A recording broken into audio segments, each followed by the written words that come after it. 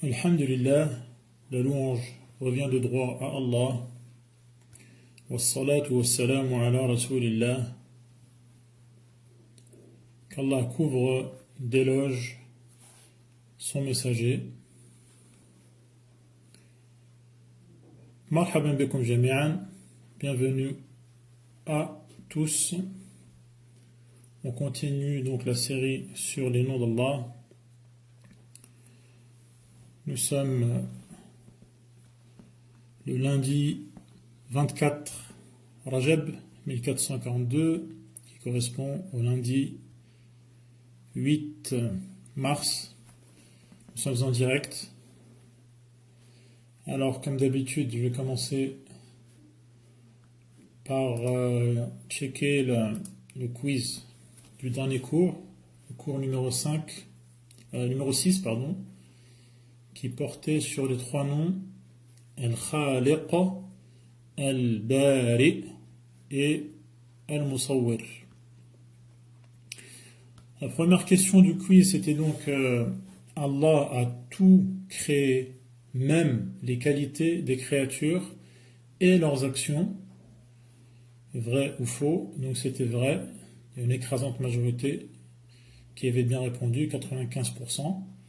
Effectivement, donc vous avez remarqué la petite ampoule où j'ajoute quelques précisions ou quelques informations.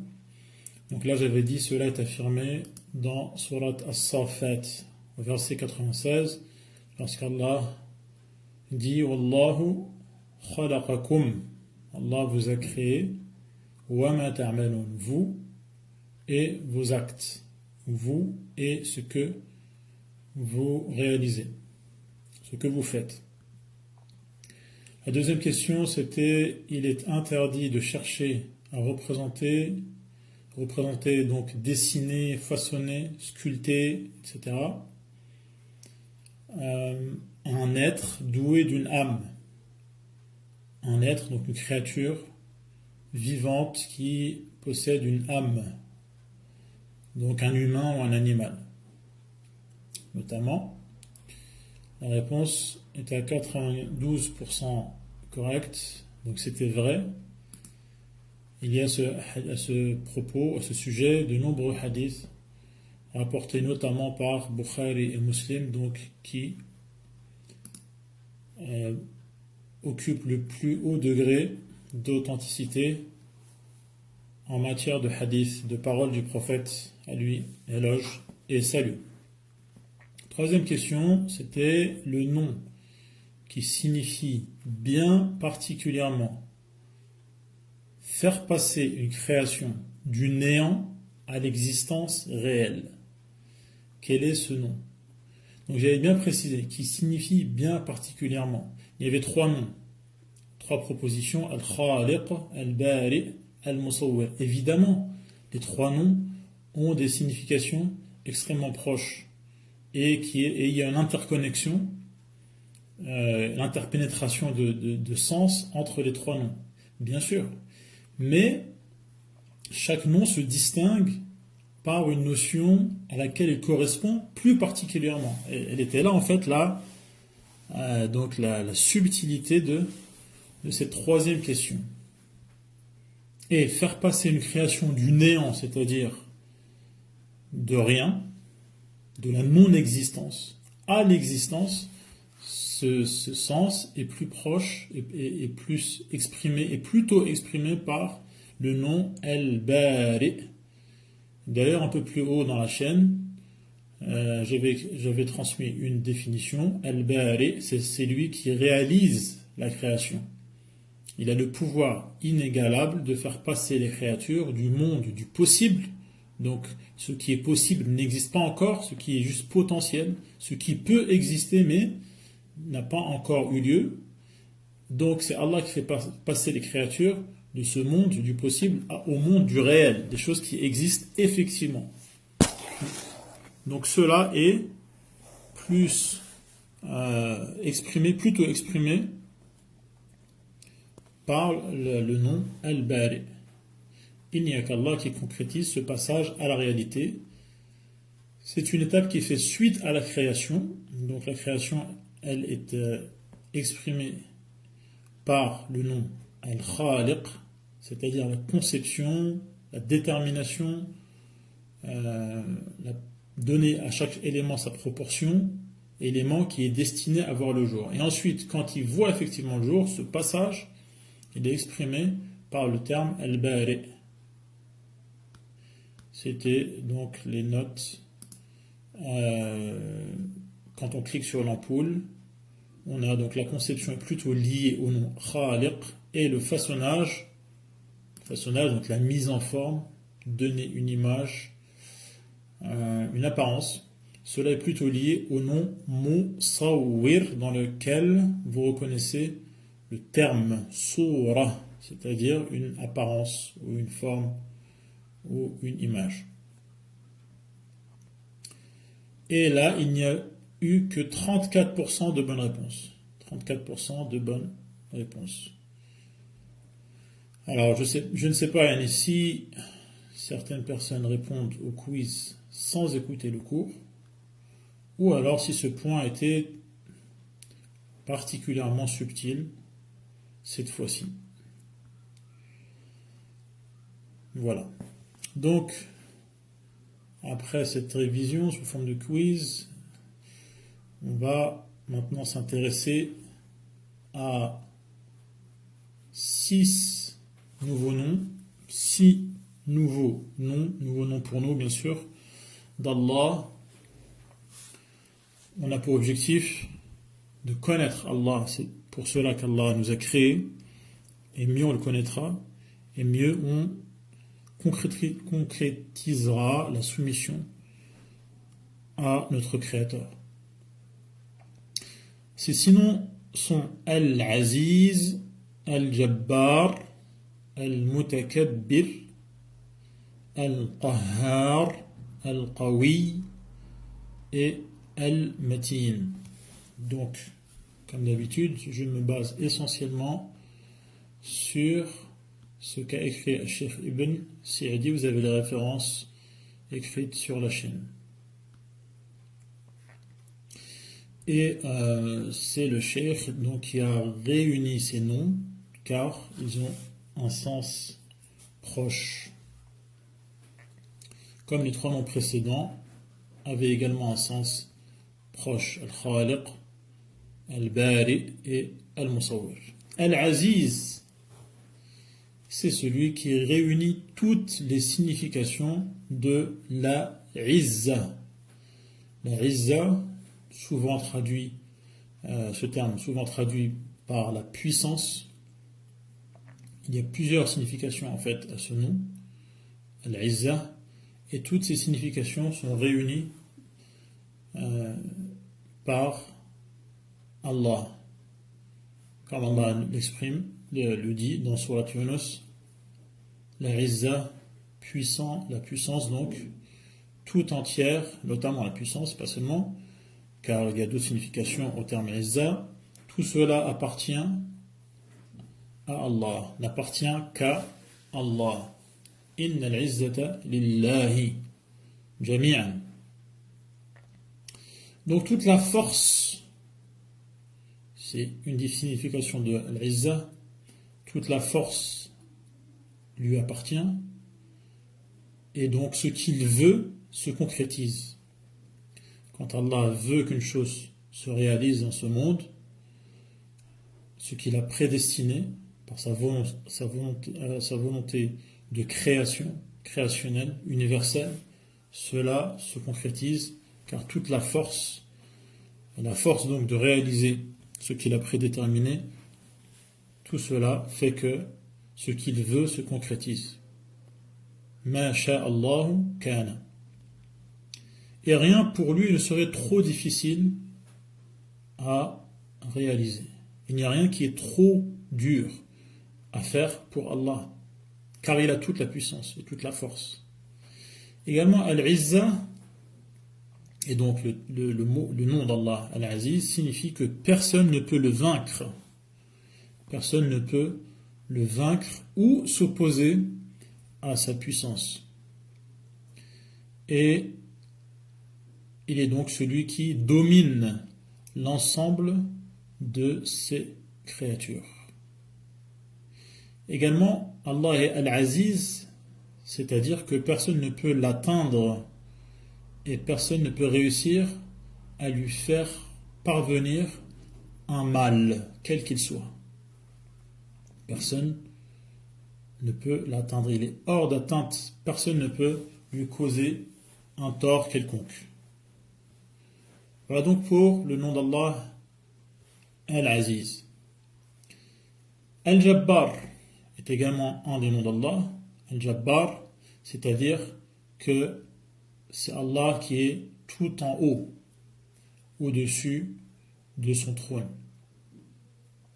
Il est au-dessus de son trône, comme cela sied à sa majesté, comme cela correspond à sa grandeur. C'est une de ces qualités qu'on affirme telle qu'elle fut mentionnée dans les textes, tout en sachant que rien n'est semblable, comparable à Allah et que ces qualités ne ressemblent pas aux nôtres.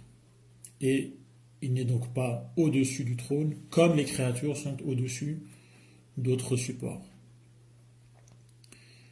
Et donc Allah est Al-Jabbar, c'est-à-dire qu'il est tout en haut. Et rien n'est au-dessus de lui. Il est Al-Jabbar, c'est-à-dire qu'il domine l'univers. Il domine l'univers et soumet ce monde à son pouvoir. Al-Jabbar a également un autre sens. Il veut dire qu'Allah est celui qui soulage les douleurs de ses créatures. Allah est celui qui console les cœurs brisés de ses esclaves tristes lorsque ces derniers se tournent vers lui. Voilà un autre sens du terme Al-Jabbar. Allah est également Al-Mutakabbir. Al-Mutakabbir, c'est Allah qui est bien trop élevé pour être l'auteur d'un mal quelconque. Le mal ne lui est pas attribué. Ou pour avoir un défaut. Allah est exempt de tout défaut. Il n'a aucune imperfection, car Allah est élevé au-dessus de ses bassesses. Bien entendu, Allah est celui qui crée le bien et le mal, mais le mal exprimé comme cela dans l'absolu n'est pas attribué à Allah, car dans tout ce qu'Allah fait, il y a finalement un bien pour lequel il mérite d'être loué et qu'on le remercie, qu'on fasse ses éloges. Et également, le mal est quelque chose de relatif. C'est quelque chose qui est relatif et ressenti comme tel par rapport à certaines créatures. Et donc Allah est Al-Mutakabbir, il est au-dessus de toute bassesse, de toute imperfection, de tout défaut. Allah est Al-Mutakabbir, c'est-à-dire que sa majesté et sa grandeur empêchent tous ces éléments négatifs. Il n'a donc, puisqu'il est Al-Mutakabbir, que les qualités de perfection et d'excellence. Et les croyants affirment cette grandeur lors de chaque prière, bien entendu, en disant Allahu Akbar. Ces trois noms, donc Al-Aziz, Al-Jabbar, Al-Mutakabbir, sont mentionnés à la suite, à la fin de surat Al-Hashr. Al-Aziz, Al-Jabbar, Al-Mutakabbir. Parmi les noms d'Allah, il y a également Al-Qahhar. Al-Qahhar, c'est-à-dire qu'il soumet tout à sa force et à son pouvoir. Toutes les créatures lui sont dociles et ne peuvent s'opposer à sa volonté générale et globale. Allah, Al-Qahhar donc, leur impose ses décisions, sages et justes, sans qu'on ne puisse rien y changer, sans qu'on ne puisse rien y redire, car il est Al-Qahhar. Il impose sa volonté. Rien ne peut se passer dans cet univers sans la permission d'Allah. La permission relative à la création et la volonté générale et globale et universelle. Allah est également Al-Qawi. Al-Qawi, c'est-à-dire qu'il est puissant. La force, Al-Quwwa, donc, comme Allah l'exprime dans le Coran, Al-Quwwa lillahi jami'an. Tout cela, toutes les manifestations de la force, toute la force appartient en fait à Allah. La force est un de ses attributs. Rien ne peut lui résister. Rien pour lui n'est difficile à réaliser. La force ne peut venir que de lui, car c'est lui Al-Qawi, le fort. La force ne peut venir que du fort. Al-Qawi, Allah. Et c'est lui qui fait triompher ses messagers et ses alliés. Ces alliés qui sont en fait ceux qui marchent sur les traces des messagers, à qui Allah a donné la force de convaincre et la force d'avoir le dessus et le dernier mot sur leurs ennemis. C'est Allah Al-Qawi qui brise l'échine de ses ennemis, il n'y a qu'à lire le Coran, pour voir les nombreux peuples qu'Allah a exterminés lorsqu'ils ont osé s'opposer à ses prophètes. La bonne marche de cet univers est un signe évident de l'imposante force d'Allah. Tout cet univers qui nous entoure, qui est en fait composé d'une multitude d'innombrables particules et atomes, tout cela fonctionne à merveille. Cela est un signe évident de l'imposante force d'Allah qui impose à ces atomes de se comporter tel qu'il leur a assigné. Ils ne peuvent pas en faire autrement. Allah est également Al-Matin. On retrouve dans le Coran Dhul Quwwati Al-Matin. Donc le lien entre ces deux derniers noms, Al-Qawi et Al-Matin également. C'est lui, Al-Matin, qui possède la force absolue. Aucune réalisation ne lui est difficile. À chaque fois qu'il veut accomplir un acte, sa force suffit à le faire. Il n'a donc pas besoin d'être aidé, puisque sa force est suffisante. Le jour du jugement également, les mécréants comprendront que l'entière force n'appartient en réalité qu'à Allah. Ils se trompent ici-bas. C'est kuffar lorsqu'ils se tournent vers d'autres que lui, en croyant qu'ils ont une quelconque force.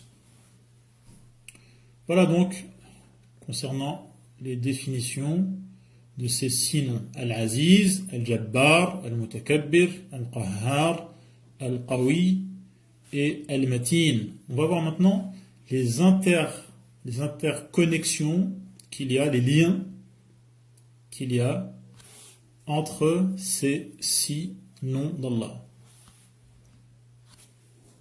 Allah, comme on l'a dit, est donc Al-Aziz, sa puissance, l'Izza est parfaite. Cela concerne la Izza qui signifie la puissance dans le verset dans Surat Yunus, Inna al-izzata lillahi jami'an. Après qu'Allah ait consolé son prophète en lui disant de ne pas s'attrister s'il entend ce que les mécréants et que ses ennemis disent. Et donc al-Izza signifie la puissance. Et concernant la puissance, les deux autres noms, Al-Qawi et Al-Matin, rejoignent le nom Al-Aziz à ce sujet, c'est-à-dire au sujet de la puissance. Donc on a, pour exprimer la puissance, le nom Al-Aziz et également Al-Qawi et Al-Matin. Voilà donc le premier sens de Al-Aziz, la puissance. Al-Aziz comporte également le sens d'invincibilité. Al-Izza signifie également être invincible et signifie également être hors de portée, loin d'être atteint par le mal ou le bien qui proviendrait des gens, des esclaves d'Allah.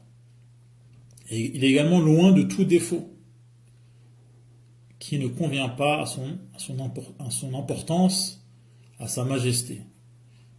Il est également loin de tout ce qui va à l'encontre de sa perfection. Et donc tout ce qu'Allah a dit à son sujet, à son propre sujet, est en fait une manière d'exprimer sa perfection. Il n'y a rien de ce qu'on sait au sujet d'Allah, de ce qu'on attribue à Allah, qui comporte un défaut. C'est également un des sens de Al-Aziz. Le terme Al-Mutakabbir rejoint ce dernier sens, le sens d'être au-dessus de tout défaut, d'être loin de ce qui ne convient pas. Le terme Mutakabbir rejoint cet aspect du nom Aziz. Al-Mutakabbir. En plus du fait que ce nom, Al-Mutakabbir, il dénote, il indique la parfaite imposance d'Allah, le fait qu'Allah soit imposant, et signifie également l'ultime grandeur d'Allah. Donc dans Mutakabbir, vous avez bien sûr reconnu Kabir, Akbar. Donc on répète à chaque fois que on prie, en disant Allahu Akbar. Et en plus donc de la notion précédemment citée, à savoir qu'Allah est bien au-dessus de ce qui ne convient pas à son imposance et à sa grande majesté, donc Al-Mutakabbir signifie également la grandeur d'Allah. Le troisième sens de Al-Izza est la domination. Qualité qu'on retrouve également dans le nom Al-Qahhar. Dans le nom Al-Qahhar, c'est-à-dire celui qui domine par son pouvoir toutes les créatures. Tout ce qui existe est assujetti à Allah. Les êtres vivants sont tous à sa merci. Les affaires du royaume sont entre ses mains. Le pouvoir lui appartient. Ce qu'il veut se réalise et ce qu'il ne veut pas ne peut avoir lieu. Voilà donc ce que signifie Al-Qahhar, et cela rejoint Al-Izza dans le sens de la domination.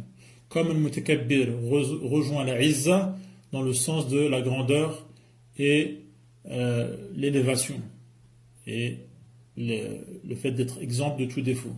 Tout comme Al-Qawi et Al-Matin rejoint Al-Aziz dans le sens de la puissance et de la force. Les mondes célestes et terrestres, les imposantes créatures que contient cet univers, sont tous soumis à leur maître et régent, donc Al-Qahhar. Cela se manifeste à travers chacun de leurs mouvements et à travers les choix qu'ils sont amenés à faire. Ils n'ont pas d'autre alternative que d'être soumis à ce qu'Allah leur a imposé. Elle ne décide de rien, elle ne décrète aucune loi. C'est en fait à Allah qu'il appartient de décider. Les lois relatives à la religion, à la prédestination et à la rétribution, donc le jour du jugement, lorsqu'Allah fera la loi, tout cela lui appartiennent toutes ces lois. L'unique juge, c'est lui. Le seul Seigneur, c'est lui. L'unique divinité adorée en droit, c'est lui. D'où le lien donc entre Al-Qahhar, qu'on vient de voir, et également un autre nom qui est Al-Wahid, puisqu'il est celui qui soumet tout, et donc le seul, Al-Wahid, a mérité d'être adoré. Vous remarquerez d'ailleurs dans l'histoire d'Ibrahim qu'après avoir observé les objets célestes tels que les étoiles, la lune, le soleil, il s'est rendu compte donc que tous ces éléments étaient soumis puisqu'ils ne pouvaient pas se soustraire, ne pouvaient pas dévier des trajectoires qu'Allah leur a imposées. D'où la nécessité de se soumettre à celui qui soumet tout, plutôt que de se soumettre à des créatures comme le soleil, la lune ou les étoiles ou autres. Et Allah nous rappelle cela à plusieurs reprises dans le Coran. Par exemple, il nous dit que parmi ces signes, il y a la nuit, le jour, le soleil, la lune. Ne vous prosternez donc pas au soleil ou à la lune, mais plutôt à Allah qui les a créés. Et donc, la Izza a le sens de domination, et cela est rejoint par le nom Al-Qahhar. La Izza, dans ce sens de domination, est également rejoint par le nom Al-Jabbar. Al-Jabbar, ce nom dénote également qu'Allah est le haut, le plus haut, celui qui est monté sur le trône, qui possède le pouvoir et qui s'est rendu maître de toutes les formes d'autorité. Donc on retrouve cela dans le terme Al-Jabbar, et cela rejoint donc Al-Aziz dans le sens de domine, de celui qui domine. Al-Jabbar inclut notamment la notion de fine pitié. Donc ça c'est un autre sens, on l'avait dit tout à l'heure, de Al-Jabbar. Al-Jabbar, celui qui domine, mais également Al-Jabbar, c'est également celui qui a une fine pitié. Allah est celui qui réduit les brisures, il réduit les fractures, il console les tristesses, il réduit les brisures de l'âme. Lorsque son esclave a le cœur brisé, lorsqu'il regrette ses péchés, lorsqu'il se soumet entièrement à Allah et ressent sa grandeur, cela fait fondre son cœur et le brise en 1000 morceaux, eh bien Allah va réduire la fracture, il va colmater les brèches, il va réanimer son cœur et les soulager. C'est également un des sens de Al-Jabbar. Il enrichit le pauvre, il soulage les souffrances, il ranime les cœurs qui se brisent devant sa majesté, qui se montrent humbles devant sa perfection, qui espèrent obtenir ses faveurs, et ce jabr, ce soulagement des souffrances, en y déversant un torrent d'amour, un flot de connaissances et de lumière divine, qui permet donc à ces esclaves brisés devant la grandeur de leur maître de voir clair, d'être affermis et de réussir. Pourquoi donc se tourner vers un autre qu'Allah? Pourquoi donc avoir confiance en un autre qu'Allah? Pourquoi donc chercher consolation auprès d'un autre qu'Allah? Pourquoi donc puiser sa force auprès d'un autre qu'Allah, alors qu'on sait qu'il est Al-Aziz, Al-Jabbar, Al-Mutakabbir, Al-Qahhar, Al-Qawi et Al-Matin. Voilà pour aujourd'hui. Je vous donne rendez-vous la semaine prochaine, Inch'Allah, pour continuer la série. Jetez un œil sur la chaîne Telegram. Vous y trouverez, comme d'habitude, un quiz, Inch'Allah, pour se rafraîchir la mémoire. Wassalamu alaikum wa rahmatullahi wa barakatuh.